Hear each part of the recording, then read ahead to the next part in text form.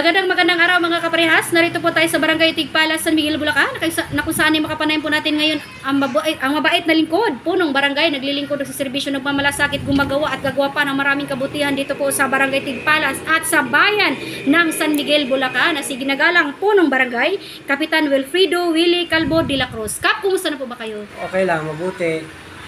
Kap, may tanong ko lang po, kumusta po ba sa ngayon ang ating barangay? Okay naman, matahimik. O, ang sanggunian na nagkakaisa sa mga programang ginagawa namin dito. Kaya kami, ang Barangay Tigpalas na nagkakaisa sa mga proyektong nilalahad namin sa mga politiko o sa gobyerno.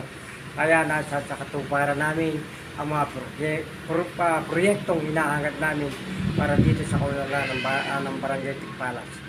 Alright, okay. Unahin po natin Kap regarding for the peace and order. Sa nabanggit niyo po kayo na ay tahimik po ang inyong barangay at maayos. So ano-ano po ba ang ating mga batas na pinapatupad dito para manatili po ang kapayapaan sa ating nasasakupan sa Barangay Tigpalas? Ang kanaan dito, sa peace and order, ang ating curfew hour, pagtugtong ng alas 10 hanggang alas 3 ng madaling araw, pero po tayong curfew. Opo. Para maiwasan ang mga kabataan na naglisaw-lisaw o nasasama sa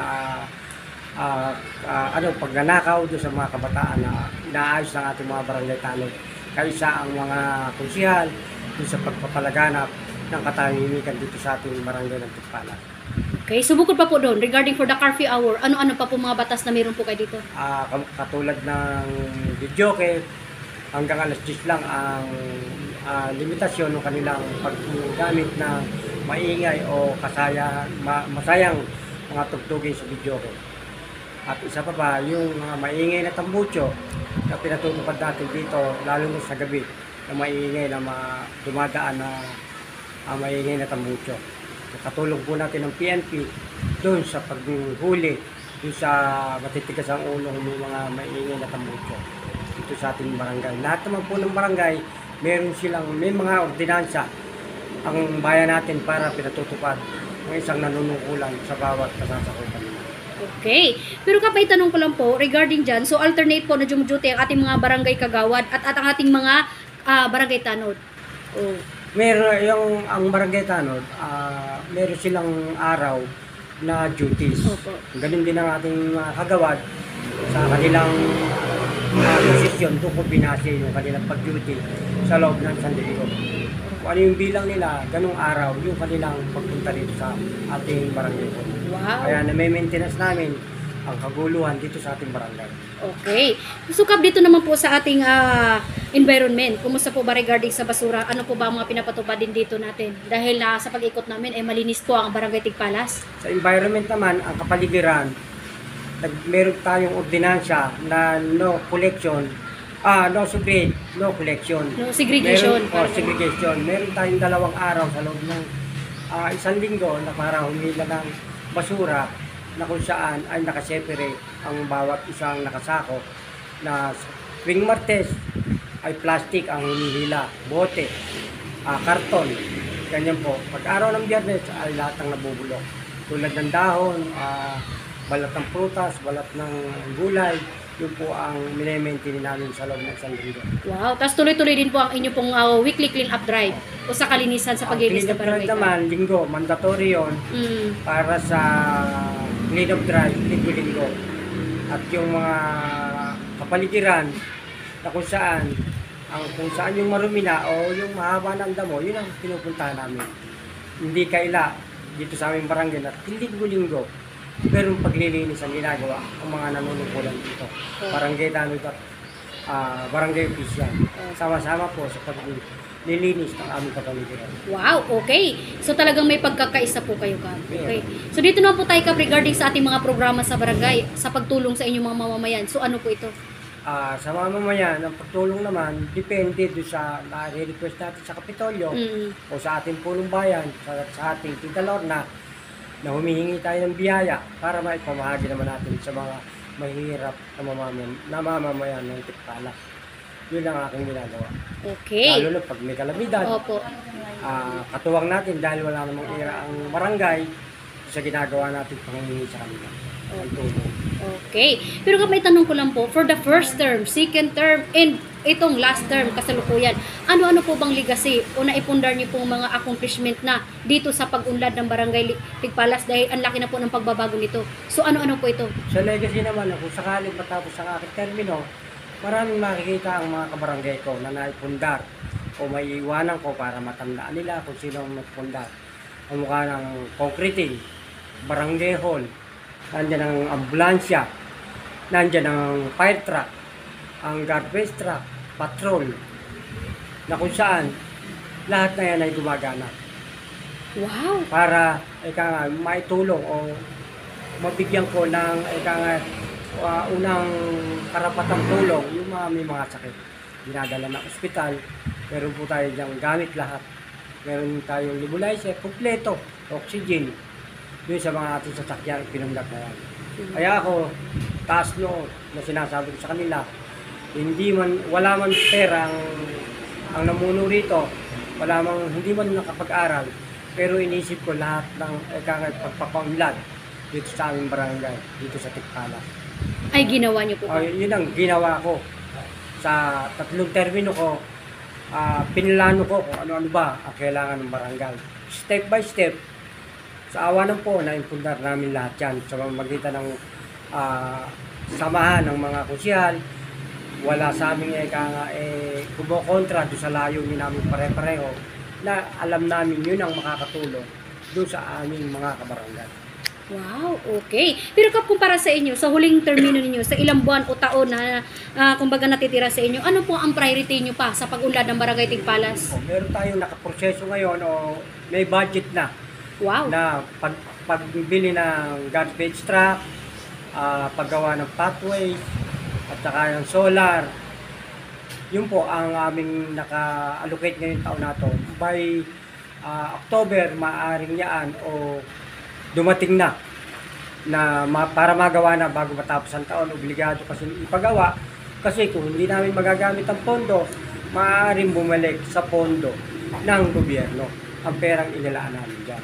Yung kaya kami, minamadali namin na yung proyekto ay sa katuparan na dahil may budget naman. Kaya na, kuminsan ang budget, nadidelay kuminsan sa dami ng inaasapaso ng munisipyo kasi percent ang pagpapasok ng request sa munisipyo. Pero yan, naka-budget na.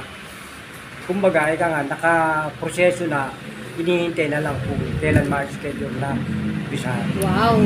Kaya yung mga incoming project niyo po ba? Ang incoming project namin, yung kaputol nun sa may Little Bag yung tinatawag, at bigay ng 100 million na ating Tita Lorna Silverio, na kung saan hindi pa man natatapos, ay nagdagdag na naman uli ng 100 million para matagpos ang project dun sa likod ng palengke ng Barangay Tigpalas. Yan po ang incoming namin inaasahan na ipagkakalob ng ating Congresswoman Tita Lorna Silverio. Okay. Kap, kung nanonood po ngayon ang inyong mga kabarangay, ano po ang inyong mensahe o panawagan sa inyong huling termino? Ang panawagan ko sa aking mga kabarangay, sana patuloy niyo akong suportahan sa aking panunungkulan.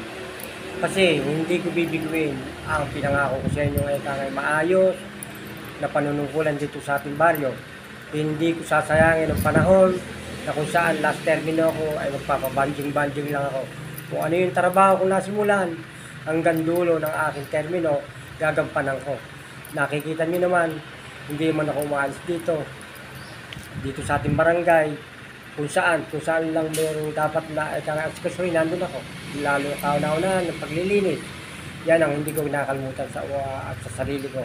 Paggising ko ng umaga, kita niyo naman, walis ang hawak ko. Kung di walis, grass cutter. Kung di grass cutter, yung truck, gagampot kami ng basura na kalat-kalat na hindi na nakasakot sa ating lugar. Huwag kayong manghinayang sa akin dahil ako hindi ko pinanghinayangan yung paglilingkod ko. Ang pamilya ko, sinatabi ko, ang priority ko, kayo na mamamayan ng Tigpalas. Kita nyo naman, hindi kasinungalingan yung sinasabi ko sa inyo. Nakikita ninyo ng dalawang mata ninyo kung ano ang ginagawa ko dito. Kung ano yung pagsisikap ko. Kung sakali Dadaling ko to kung sakaling tumaas ako sa posisyon ko sa susunod mga panahon na yan. Pagliling ko pa rin kayo o doon sa nasasakupan ng bayan ng San Miguel. Okay, ayun nga po Kap. Kung para sa ating bayan ng San Miguel na ayon po sa inyo ay kung sakali po napala rin po kayo na maglingkod bilang isang lingkod bayan sa bayan ng San Miguel, ano po ang inyong mensahe sa inyong mamamayan?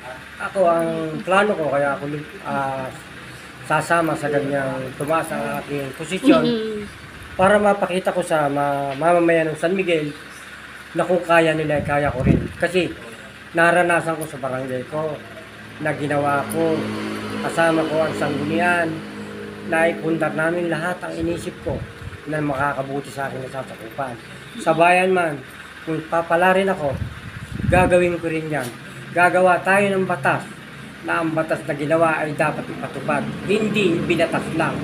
Kailangan gawin. Hindi pwedeng pinag-usapan lang. Gawin mo yung pinasok mong batas o tinansa. Gawin mo. Patupad mo. Hindi yung ibibimbing lang natin. Gawin natin. Kasi inisip mo yan para sa kagandahan ng buong San Miguel. Kaya kailangan iprograma mo. Ayun. Kaisa ang makakasama mo sa sangguniang bayan at tapunong bayan. Wow. So ipapatupad niyo po Kap kung sakali kayo po ay manalo bilang ating isang punsel ng bayan sa San Miguel, Bulacan. Na ayon nga po sa ating mamamayan dito ay si Kapitan Willie ay sadyang napakasipag, tunay na paglilingkod, pagmamalasakit ang handog sa Barangay Tikpalas, lalo na siguro sa bayan ng San Miguel, Bulacan. Gagawin ko ang pamamaraan para lahat. Kasi hindi ako nangangako na hindi ko kaya. Pag may batas, kayang gawin. Walang makakapigil. Kasi pag naggawa ka ng batas, gagawa mo ng programa yan. Babudgetan mo yan kung ano yung ginawa mong batas na dapat dapat makita ng mamamayan ng San Miguel. Okay. So Kap, kung para sa inyo, ano po ang pinakamensahe niyo po sa mamamayan ng San Miguel na sila po ay mahalin po kayo na maglingkod sa bayan ng San Miguel? Ako, may mensahe sa kanila, sumunod tayo sa tinatakda ng batas para ang bayan ng San Miguel ay maging maayos. Number 1 tayo sa environment. Yan po ang pangunahing problema lahat ng bayan o barangay dito sa Pilipinas. Ang environment, basura, number 1. Kaya kailangan yan, tulong-tulungan natin na maayos, na maging clear lahat ang kapaligiran. Huwag yung tapon din, yung tapon doon. Para ang mga dayuhan na nag-investment dito ay maakit natin. Kasi pag malinis ang bayan, walang krimen. Kasi nagkakaisa tao. Tama po. Para ang investor, mapalapit sa atin na magkaroon ng hanap buhay ang mamamayan natin sa kapaligiran. Hindi na dumadayo na kung saan pang malayong lugar. Kung ang bayan ng San Miguel ay magiging maayos, masino, at walang krimen na nangyayari. Malapit ang mga negosyante na magtayo ng mga negosyo rito sa ating bayan. Yun po ang aking layunin na kaisa ng punong bayan kung sakali na magpapa-implement ng mga problema na yan dito sa ating bayan. Na mapagtulong-tulungan, na maisaayos lahat. Okay. So Kap, ang inyo pong kumbaga mensahe o panliligaw niyo po sa inyong mga kababayan sa San Miguel, Bulacan. Ano po ito ang inyong mensahe para sa kanila para po kayo ay ating masubukan? Sa mensahe po sa inyo, sa aming pagdating ng 2025, tulungan niyo po ako. Maglagay naman po tayo ng may maayos na paglilingkod at merong isang salita. Yun po ang sa inyo na tulungan niyo po ako. Hindi sigurado kayong mapapahiya. Kasi po parang grade 1 lang po yan. Sa unang termine, hindi natuto. Walang napakita magandang pangako sa inyo. Pwede nyo naman palitan agad yan. Parang grade 1, hindi natuto doon sa sinasabi niya. Pwede naman palitan yan. Antimano. Kasi kung di-display ka lang, alang mangyayari sa bayan. Kung di ka tutulong, wala kang magagawa. Okay. Magandang tanghali po mga kababayan, sa 49 Barangay po. Kapitan Willie de la Cruz po ng Tikpalas. ako po ay nagpapaalam o nagsasabi sa inyo na ako ay lalahok sa susunod na kampanyahan sa 2025.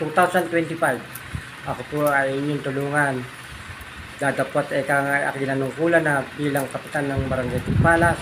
Aking nagsusumamo na sana suportahan niyo ako doon sa aking paglahok na pangmataas sa bayan dito sa bayan ng San Miguel. Aking nangangako sa inyo kung ano yung ginawa ko sa aking baryo, gagawin ko rin sa baryo na inyong nakasakupan. Tandaan nyo, tsak ako makakatulong sa inyo.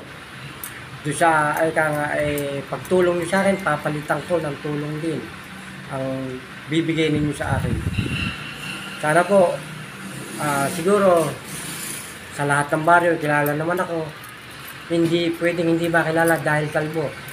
At joker naman din po tayo na kung saan tumutulong naman din tayo kahit hindi ko nasasakupan, tumutulong po tayo. At ang aming ambulansya ay nakalaan, hindi lang sa amin, pangkalahatan. Nangyayari na yan noon pa. Hindi pa man nabubuko yan. Talagang ang aming ambulansya nakalaan sa bawat barangay na ginagahon sa pagtakbo ng ospital. Number 1 po yan. Kaya namin ipinundar ang ambulansya para makatulong sa iba. Hindi yung sa barangay lang po namin. Hindi po namin pinagkakait yan. Kaya po sana, mga kababayan, panahon na para makita nyo ang tunay na maglilingkod dito sa ating bayan ng San Miguel. Si Kapitang Wilfredo D.L. de la Cruz Calvo.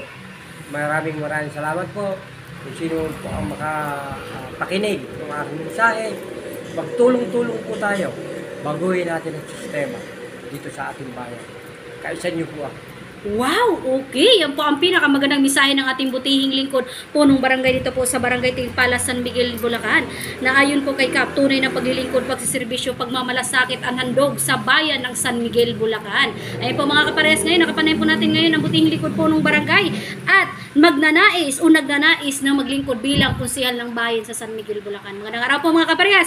Lay Castro po ng Parehas News. Ingat-ingat po kay Kap, in your family, kalpi sa sol. Mabuhay ka Kap hanggat gusto mo. At maglingkod ka Kap hanggat gusto mo.